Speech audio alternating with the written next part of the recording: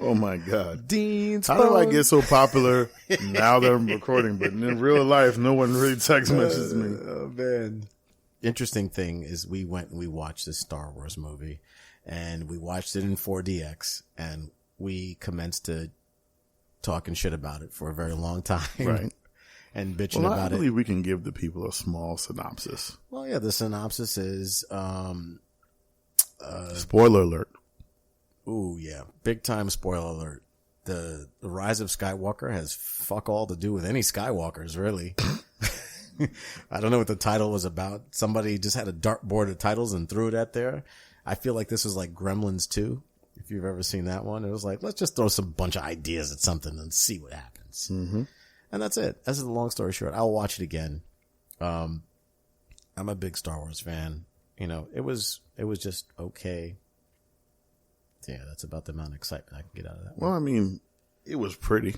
It was pretty. I if I have to say something positive about it, it was very pretty. Mm-hmm. Filled with girl power. It could have been better girl power, I think. It could have been better girl power. You know, woman power. Woman power. I apologize. No, whatever. Woman power, girl power, however you call it. You can be there's boy power, there's girl power, right? There could have been more of that. Better, maybe a better way of saying it. I mean, we're not giving you really much. There's not many spoilers.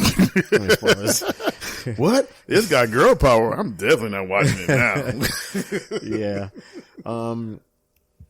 That being said, it was fun to go out and hang out with you and the family and go watch it, you know, in 4DX. If you haven't seen a movie in 4DX, make sure it's a short movie because it will throw your popcorn or your beer or your spine out of whack. If you have back problems, do not go see 4DX. Don't see 4DX. Those seats rock for real. Mm-hmm. Like you're in a Star Destroyer. You're being thrown around. It's scary. You'd be leaning forward saying, please, God, stop fighting. Give peace a chance. Yeah. 4DX in a horror movie, excellent. I think that's definitely a plus. I don't think there's been any 3-hour horror movies, so we're good. Ain't that much killing going on. There's not that. Well, you never seen John Wick? There's a lot of killing going on. But even those movies aren't that much, you know, it's not that long. Well, I'll go ahead and I'll say, if you can see it, go have fun. Don't put any limitations on it. Just go see it. Yeah. Take it in. If you're a Star Wars fanatic, go with God. That's all I'm going to say. Keep the expectations super low. Super low. And just know that Disney Plus has The Mandalorian. If you're taking a date, focus on your date.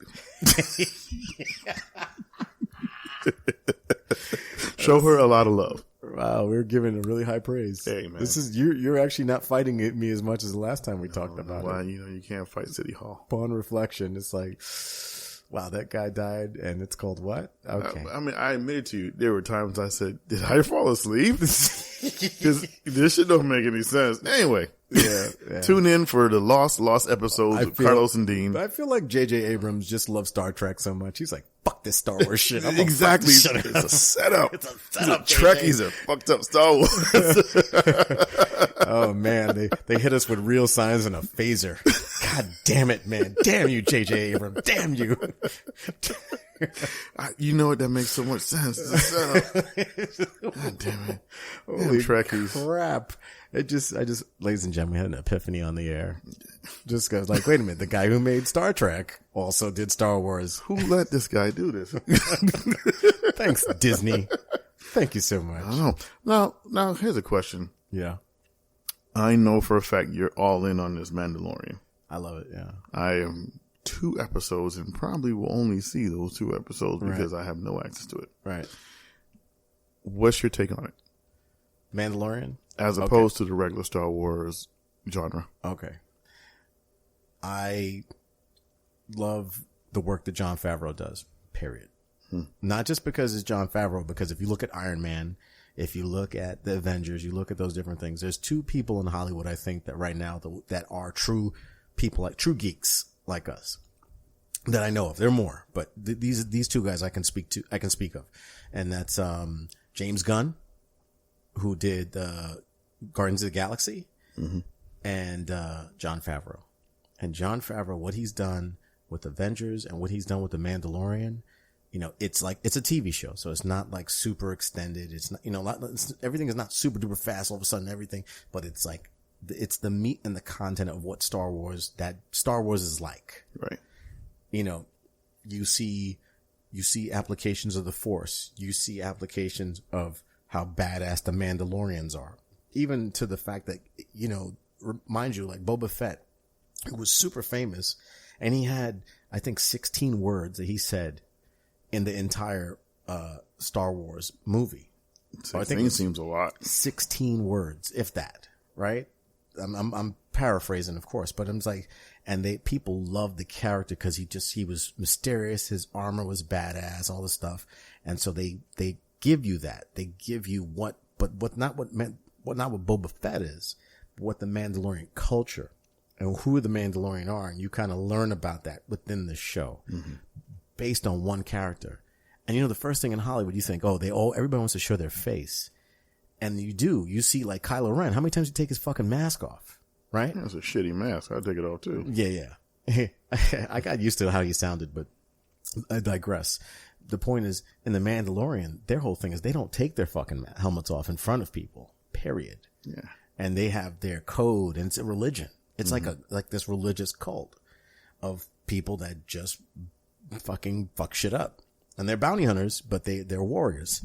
So, it's almost like the Spartan army, they're small. There's not a lot of them, but they're really like focused on one thing. I want to be the baddest badass in, the entire universe. And that's when we're going to fight. That's what we're going to do. There's some people that just want to see the world burn. 2 points. Thank you, sir. That's my Batman quote of the day. And that's the Mandalorian, I think in a nutshell. Like it's almost the way they shoot it. It's like a Western. And it's like a sci-fi Western. Mm-hmm. If you look at it from that point of view, it's everything that those Star Wars movies should have been.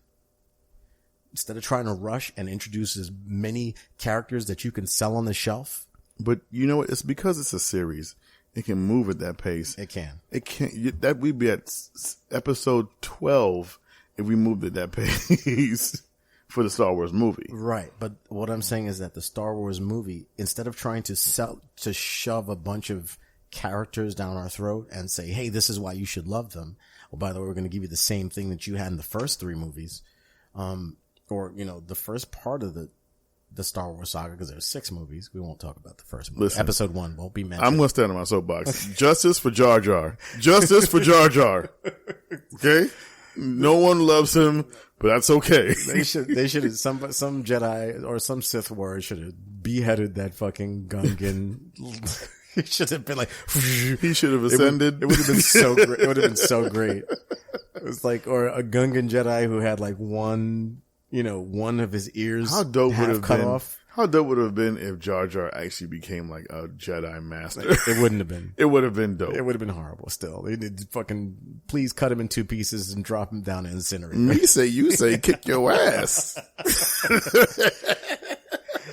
Oh, me say I am dead now, sir. It's horrible. But anyway, all that being said, that whole other movie, but like the first episode, I watched that like 4 or 5 times. I loved episode 1, except for fucking Jar Jar Binks. You know what? I didn't like it because I was like, okay. Oh, and the speed racing. That was the speed racing thing is what killed me. Way too long. I couldn't dig that. I like seeing Anakin as a child and how he grew up and how it was all good, but the rest of the shit, I had to wait that long to get to the fight with Obi-Wan Kenobi? Dude from Taken.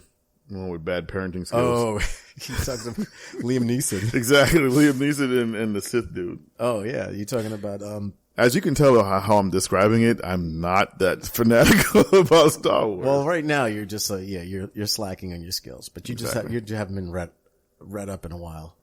And we've been trying to remember all these other characters like Finn and Rey and Poe Dameron. We're trying to remember those people. Wow.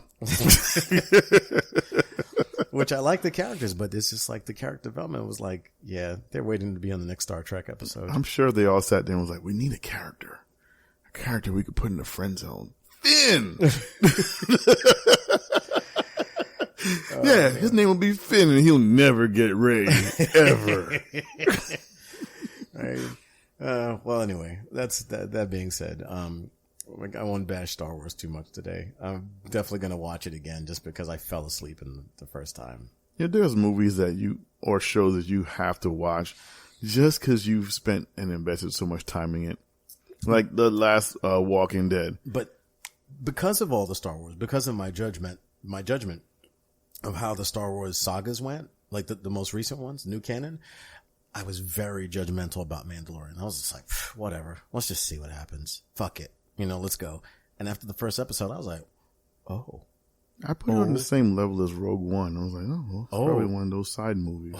Yeah, no, I didn't look at it to be in the main, thing.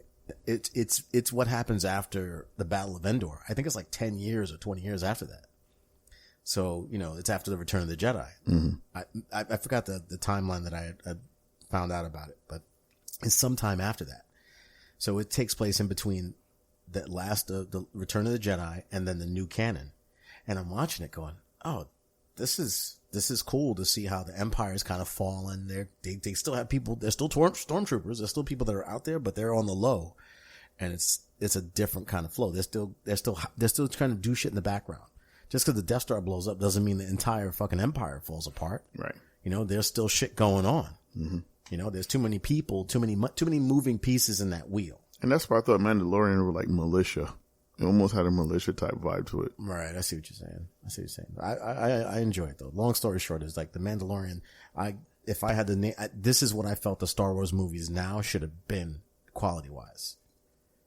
That's what I feel personally. I agree. I feel like it follows that. It follows it where it's like, this is the flow that it should have. Mm-hmm.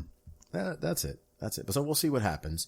I have high hopes. I think that, similar to nursing, sometimes when people try to take some old shit that's really, and try to do it again, they need to fall on their face sometimes to then make a better product. Yep. And so, and I see it from the first to the second. I feel like this movie, even though it was all over the place, they tried, JJ, like a joke about it, but he really did genuinely try to do a better job with the storyline he had already set up in front. Before we go. Yes, sir. Joker. I loved it. That was the best fucking DC movie that I have seen in a very long time. And it didn't even have a shitload of explosions or over muscular people. No. The Joker was a mental trip. It was so, and you know what? There was portions of it, it felt uncomfortable. Like I'm watching him go through this stuff and I'm like, ooh, I'm uncomfortable. Like, ooh, and that's saying something. But that's the thing. Like that's what movies do. They bring you to this other place. And I felt for the character. And I was like, when he really started to like go truly full Joker, I was like, oh, I get it. And I love it. It's almost like you could see how and why the Joker is the way he is. Right. I get it and I love it. And it was dope. That's a 10. I give the Joker a 10. 10 out of 10. There you go. All right. So there we go. Yeah. This is our 2019 wrap up. Right. I know you're getting on the plane tomorrow. So, I really appreciate you sitting down with me to record this episode. I guess we'll do our final sign off, right? Yeah, it's been a good holiday season. This has been a good holiday season. It's been great catching up. Yeah. Seeing all the loved ones, interacting with the loved ones. Mm-hmm. Thank you for letting me on your show again. All right, brother. Well, again, my name is Carlos Pastor, aka Pastor Los. I'm not sure where you're on the world today, but I hope you have a good morning, good afternoon, good night from the Church of Beers. Cheers. Peace. That was a good one. Very nice. I want this money, but I'll never change. I just wanna be switching lanes. Buy my wife a new wedding ring. Get my brother's couple diamond chains. I'm just trying to get it different ways. See, I grew up around a lot of thugs, hustlers and killers. And it don't matter if you're a lawyer, doctor, cop, or drug dealer. We just trying to make it different ways. We doing what's familiar. Everybody trying to feed their family, hope to make 6 figures. Got together with my bros and talk business plans over dinner. Having shrimp, sushi, crab, and liquor. Then we cracked the swisher. All the smoke that's in the air helped me see my vision clearer. Had to understand that these losses make you into a winner. How you expect the doors to open if you're closed-minded? And I'm trusting in my struggle, I'm just hoping I survive it. I'm just trying to see my mother cry, that's why I'm always